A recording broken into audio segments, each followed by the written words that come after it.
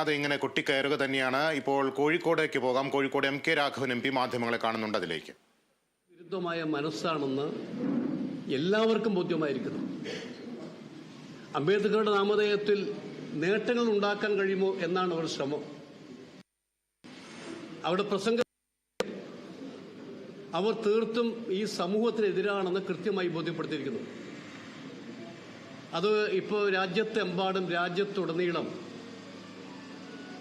ഈ അമിത്ഷായുടെ പ്രസംഗവുമായി ബന്ധപ്പെട്ടുകൊണ്ട് അമിത്ഷായുടെ രാജി ആവശ്യപ്പെട്ടുകൊണ്ട് ഇന്ത്യൻ നാഷണൽ കോൺഗ്രസും മറ്റ് പ്രതിപക്ഷ പ്രസ്ഥാനങ്ങളും സമരങ്ങൾ ആരംഭിച്ചിരിക്കുകയാണ്. അതിന്റെ ഭാഗമായി നാളെ ജില്ലാ കലക്ടർക്ക് ഞങ്ങൾ ഒരു നിവേദനം കൊടുക്കുകയാണ്. അമിത്ഷാ നടത്തിയ പ്രസംഗവുമായി ബന്ധപ്പെട്ടുകൊണ്ട് അമിത്ഷായുടെ രാജി ആവശ്യപ്പെടുന്ന ഒരു കത്ത് അദ്ദേഹത്തിലൂടെ അയച്ചു കൊടുക്കാനാണ് നാളെ അദ്ദേഹത്തെ കാണാൻ വേണ്ടി തീരുമാനിച്ചിട്ടുള്ളത്. ഇവിടെ എനിക്ക് തോന്നുന്നത് പ്രത്യേകിച്ച് ഈ ചാതുർവർണ്ണത്തിനും ജാതി വിവേചനത്തിനും BJP നൽകുന്ന പ്രാമുഖ്യം എന്താണെന്ന് എല്ലാവർക്കും ബോധ്യമായിരിക്കുന്നു. അതുകൊണ്ട് BJPയുടെയും RSSന്റെയും ജനങ്ങളെ ഭിന്നിപ്പിക്കുന്ന സമീപനം, ജാതിയുടെയും മതത്തിന്റെയും പേരിൽ ജനങ്ങളെ ഭിന്നിപ്പിക്കുന്ന സമീപനം ആവർത്തിക്കുന്നു. അതിന്റെ ഏറ്റവും വലിയ തെളിവാണ് ആഭ്യന്തരകാര്യമന്ത്രി അമിത്ഷായുടെ പ്രസംഗമെന്ന് കൂടി പറയാൻ ഈ സന്ദർഭം. ജാതി സെൻസസ്, അതിന് ഒറ്റ ഉദാഹരണം പറയാം. ജാതി സെൻസസ് നടത്തണമെന്ന് കോൺഗ്രസ് ആവശ്യപ്പെട്ടുകൊണ്ടിരിക്കുന്നു. 2011 സെൻസസിന് ശേഷം ഇന്നുവരെ സെൻസസ് നടത്തിയിട്ടില്ല.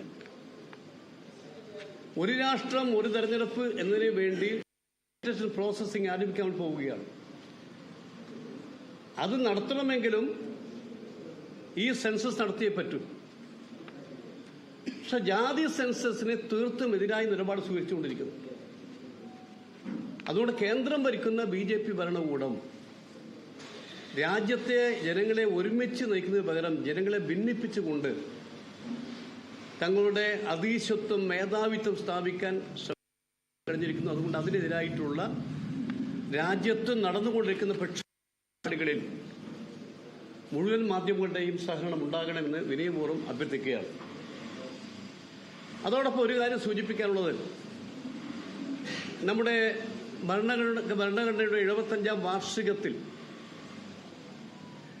ഭരണഘടനയുടെ മേൽ ചർച്ച വേണമെന്ന് ആവശ്യപ്പെട്ടത് ലോകസഭയിലെ പ്രതിപക്ഷ നേതാവ് ശ്രീ രാഹുൽ ഗാന്ധിയും രാജ്യസഭയിലെ പ്രതിപക്ഷ നേതാവ് ശ്രീ മല്ലികാർജ്ജുൻ ഖർഗെയുമാണ്. ആദ്യം സമ്മതിച്ചില്ല, പിന്നീട് ഓൾ പാർട്ടി മീറ്റിംഗിൽ വെച്ച് സമ്മതിക്കുന്നു. അങ്ങനെയാണ് ഈ ചർച്ച ആരംഭിച്ചത്. ആ ചർച്ചയ്ക്ക് പോലും ഭരണകൂടം ഭയപ്പെടുന്നതാണ് സത്യം. ജനാധിപത്യ സംവിധാനത്തിൽ ചർച്ചയാണ് ഏറ്റവും വലിയ ആയുധം. പക്ഷേ കേന്ദ്രം ഭരിക്കുന്ന BJP ഭരണകൂടം ഈ പ്രതിപക്ഷ ചർച്ചയെ ഭയപ്പെടുന്നു. ആ ഭയപ്പാടിൽ നിന്നുകൊണ്ടാണ് അമിത്ഷായുടെ പ്രസംഗമുണ്ടായി എന്ന് പറയേണ്ടി വരും. അതുകൊണ്ട് രാജ്യത്ത് നടന്നുകൊണ്ടിരിക്കുന്ന ഈ പ്രക്ഷോഭണ പരിപാടി, അമിത്ഷായുടെ രാജി ആവശ്യപ്പെട്ട് നടക്കുന്ന പ്രക്ഷോഭണ പരിപാടി, അത് വിജയിപ്പിക്കാൻ മുഴുവൻ മാധ്യമങ്ങളുടെയും സഹകരണം ഉണ്ടാകണമെന്ന് വിനയപൂർവ്വം അഭ്യർത്ഥിക്കുകയാണ്. ചോദിച്ചോട്ടോ എന്തെങ്കിലും ഉണ്ടെങ്കിൽ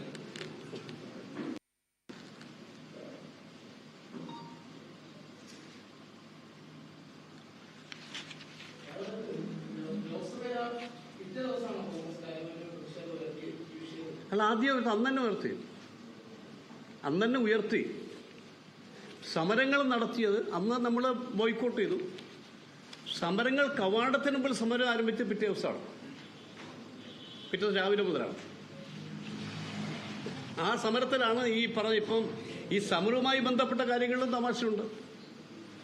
രാഹുൽ ഗാന്ധി ചെയ്യാത്ത കുറ്റത്തിന് പേരിൽ രാഹുൽ ഗാന്ധിയുടെ പേരിൽ നോൺ വേരിയബിൾ ഒഫൻസ് ഇട്ട് കേസെടുത്തിരിക്കുകയാണ്. കൊടുക്കാവുന്ന എല്ലാ പരാതിയും കൊടുത്ത് കേസെടുത്തിരിക്കുകയാണ്. ജാമ്യം കിട്ടാത്ത രീതിയിൽ അറസ്റ്റ് ചെയ്യാനുള്ള നീക്കങ്ങൾ ആരംഭിച്ചിരിക്കുകയാണ്.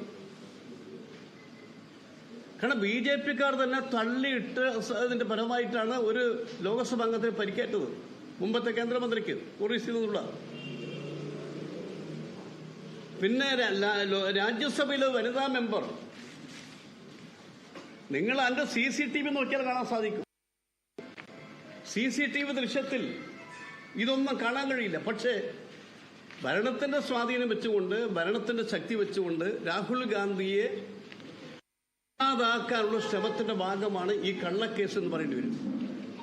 അതുകൊണ്ട് ഈ കള്ളക്കേസ് ഉൾപ്പെടെ പിൻവലിക്കാൻ ഗവൺമെന്റ് തയ്യാറാകണം എന്നാണ് ഞങ്ങൾക്ക് ആവശ്യപ്പെടാനുള്ളത്. ഇപ്പൊ സഭക്കകത്ത് ആകെ 4 ബില്ലാണ് പാസ്സായത്. രാജ്യസഭയിൽ 3 ബില്ലാണ് പാസ്സായത്. ഒരുപാട് ബില്ല് കൊണ്ടുവരാൻ തീരുമാനിച്ചു, ബില്ലൊന്നും കൊണ്ടുവന്നില്ല. കാരണം പ്രതിപക്ഷ ബഹുമാനത്തിന്റെ അംശം പോലും കാണുന്നില്ല സഭക്കകത്ത്. പ്രതിപക്ഷത്തെ സംസാരിക്കാൻ സമ്മതിക്കുന്നില്ല. മന്ത്രിമാർ കൃത്യമായി മറുപടി പറയുന്നില്ല. ഒരു ചോദ്യം ചോദിച്ചാൽ, സപ്ലിമെന്ററി ക്വസ്റ്റ്യൻ ചോദിച്ചാൽ ഒരു മറുപടി കൃത്യമായി പറയുന്നില്ല. ഒരു ഏകപക്ഷീയമായ പോക്കാണ് ഇന്നിപ്പോ കേന്ദ്ര സർക്കാർ നടത്തുന്നത്. അതുകൊണ്ട് ജനാധിപത്യത്തിന് പോലും ഭീഷണിയാകുന്ന വിധത്തിലാണ് ഇന്ന് കേന്ദ്ര ഭരണകൂടം എന്ന് പറയേണ്ടി വരും.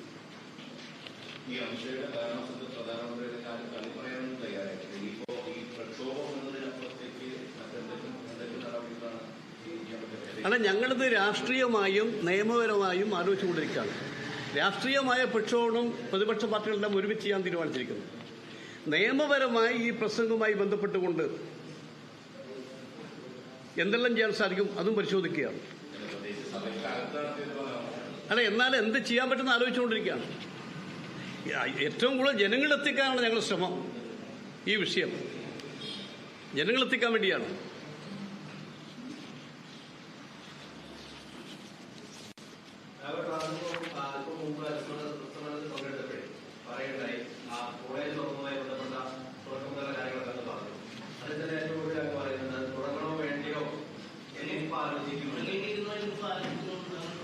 ഏതാ? അല്ല, അതെല്ലാം കഴിഞ്ഞ വിഷയം, അടഞ്ഞ അധ്യായല്ലേ ഏത്? അല്ല, അതിന് ലീഡറുടെ അനുസ്മരണത്തിൽ പറഞ്ഞല്ലേ? അല്ല അല്ല അല്ല ഇല്ല, അത് ലീഡറുടെ അനുസ്മരണത്തിൽ. അത് പറ. ഇന്നിപ്പം വിളിച്ചത്, ഇന്ന് വിളിച്ചത് ദേശീയ പ്രാധാന്യമുള്ള ഒരു രാഷ്ട്രീയ വിഷയമാണ്. ഇത് രാഹുൽ ഗാന്ധിയെ പ്രതിയാക്കി രാഹുൽ ഗാന്ധിയെ ഇല്ലായ്മ ചെയ്യാനുള്ള നീക്കം BJP ഭരണകൂടം ആരംഭിച്ചിരിക്കുന്നു. ഇന്ത്യയിലെ ദളിത് സമൂഹത്തിനെ വെല്ലുവിളിക്കുന്ന രീതിയിലാണ് അമിത്ഷാ പെരുമാറിയിട്ടുള്ളത്. ഈ വിഷയം ജനങ്ങളെയും നാടിനെയും അറിയിക്കാൻ വേണ്ടിയാണ് ഈ പത്രസമ്മേളനം വിളിച്ചിട്ടുള്ളത്. അതിലപ്പുറം ഒന്നുമില്ല.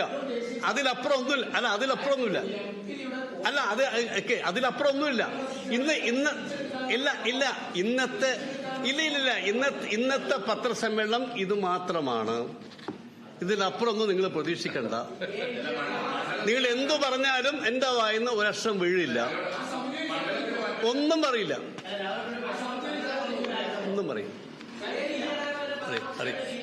വേറൊന്നും കൊണ്ടോ? ഏതാ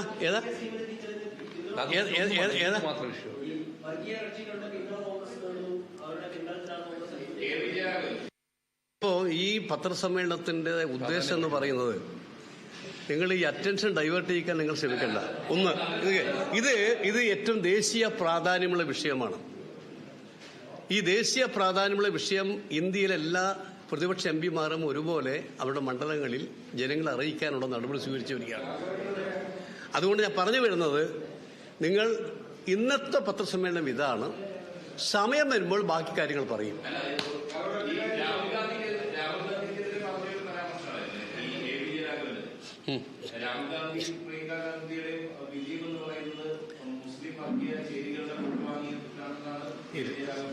അല്ല, വിജയരാമൻ പറഞ്ഞാൽ ഞാൻ മറുപടി പറയണോ?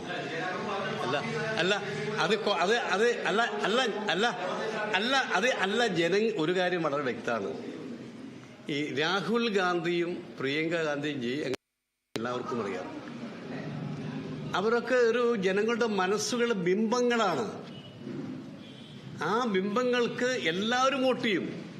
അത് ജാതിയുമില്ല, മതവുമില്ല, കക്ഷി രാഷ്ട്രീയമില്ല. CPM വോട്ട് ചെയ്തു.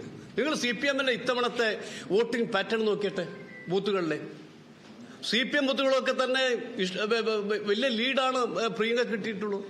അപ്പൊ ഞാൻ പറഞ്ഞു വരുന്നത്, ഇതൊരു ദേശീയ നേതാക്കൾ എന്ന നിലക്ക് അവർ എവിടെ പോയി മത്സരിച്ചാലും അവർക്കൊരു വോട്ടുണ്ട്. നമ്മൾ ആദ്യം മനസ്സിലാക്കണത് അത്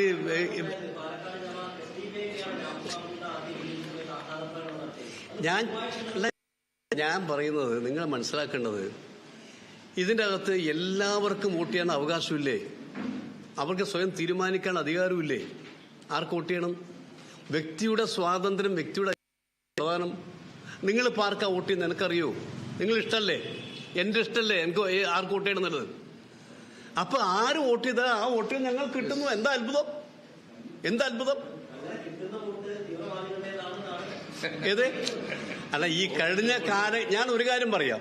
കഴിഞ്ഞ കാലങ്ങളെല്ലാം CPM ഏത് വോട്ട് സ്വീകരിച്ചത് തുറന്നു പറയണം. ജമാഅത്തെ ഇസ്ലാമിയുടെ അമീർ വളരെ കൃത്യമായി പറഞ്ഞു. അമീറിനെ CPM ലീഡേഴ്സ് വന്ന് കണ്ടതും എത്രയോ വർഷക്കാലം താഴെത്തട്ടിൽ കണ്ടത്, എത്രയോ വർഷക്കാലം തെരഞ്ഞെടുപ്പുകൾ സഖ്യമുണ്ടാക്കി തുറന്നു പറഞ്ഞു കഴിഞ്ഞിരിക്കുന്നു. PDPയുമായി മദനിയുമായി. ഈ വേഷം കെട്ടിയ ആളുകളാണ് ഇപ്പം പറഞ്ഞ ഞങ്ങളെക്കുറിച്ച് പറയുന്നത്. അതുകൊണ്ട് ഒരു കാര്യം ഞങ്ങൾ പറയാം, വൈദ്യരെ സ്വയം ചികിത്സിക്കൂ എന്നാണ് എനിക്ക് വിജയരാഘവനോടും എനിക്ക് പറയാനുള്ളത്.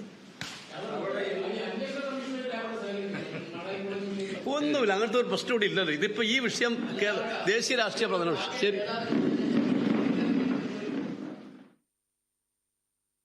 MK രാഘവൻ MP കോഴിക്കോട് മാധ്യമങ്ങളെ കാണുകയായിരുന്നു. അമിത്ഷായുടെ അംബേദ്കർ പരാമർശത്തിൽ പ്രക്ഷോഭം കടുപ്പിക്കുകയാണ് കോൺഗ്രസ്. നാളെ കളക്ട്രേറ്റിലേക്ക് കോൺഗ്രസിന്റെ നേതൃത്വത്തിൽ മാർച്ച് നടത്തുന്ന ആ വിഷയത്തിലുള്ള പ്രതികരണമാണ് MK രാഘവൻ നടത്തിയത്.